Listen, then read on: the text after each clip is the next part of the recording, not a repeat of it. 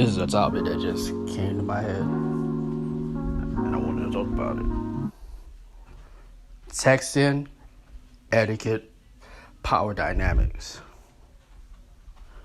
Let's do it. Relationships are simple. It just seems that people make it more complicated than it actually is. Class is in session.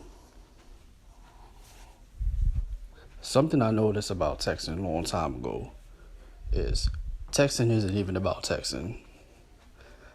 Texting is about power.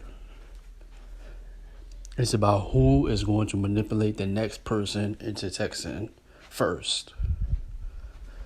It's about premeditating what you are going to text the person in order to get a specific response from them. It's about matching the person's energy. You know, if they take an hour to text back, you're going to do the same just to be spiteful. The cliche, unspoken, run-on theme is that the person that texts last loses. Bottom line is this: nobody wants to be left on red or ghosted. They want to be the ghoster or the one with the primary control of the conversation. What people tend to forget is the fundamental rule of texting is logistics. Set up a time and date and you meet. That's all. None of that long-winded conversation about how was your day, how her day was, because nobody really cares about that. That's the truth. What is really going on is they are too lazy to start conversations and they're dependent on the other person to lead it. Then we have the infamous "what are you doing" text.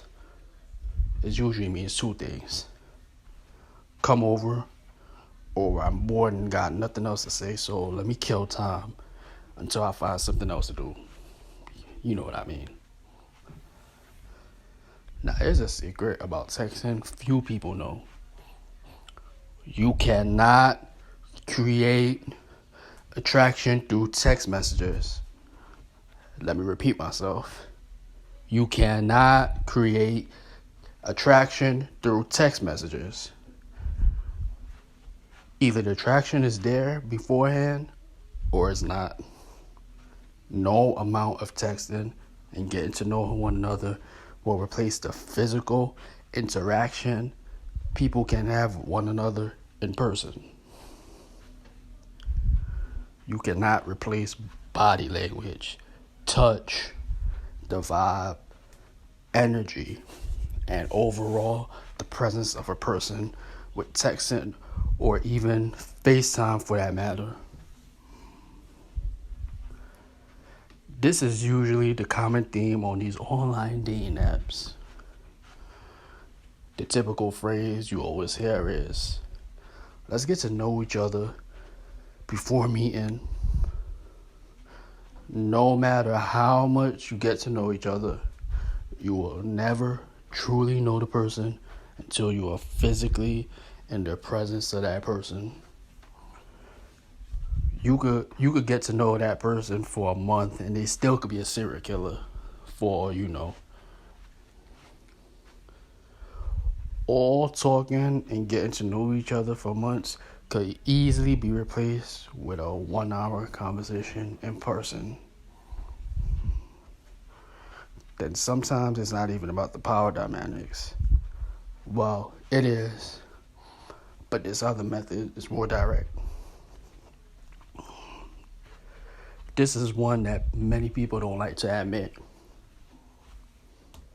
It's called options. While you are texting this person, they are having a conversation with several other people they are interested in. This is when dread comes in and people seem to. This is when dread come in and seems to think that people are purposely being ignored. when no, it's not that. It's just like someone else it's just that someone else has that person's attention. The way our dating work nowadays is who you first start talking to, 9 times out of 10, they are talking to several other people. Dating nowadays is a competition because of social media, dating apps, and overall easy access to everyone and everything. That's the main reason behind the delayed texting between people.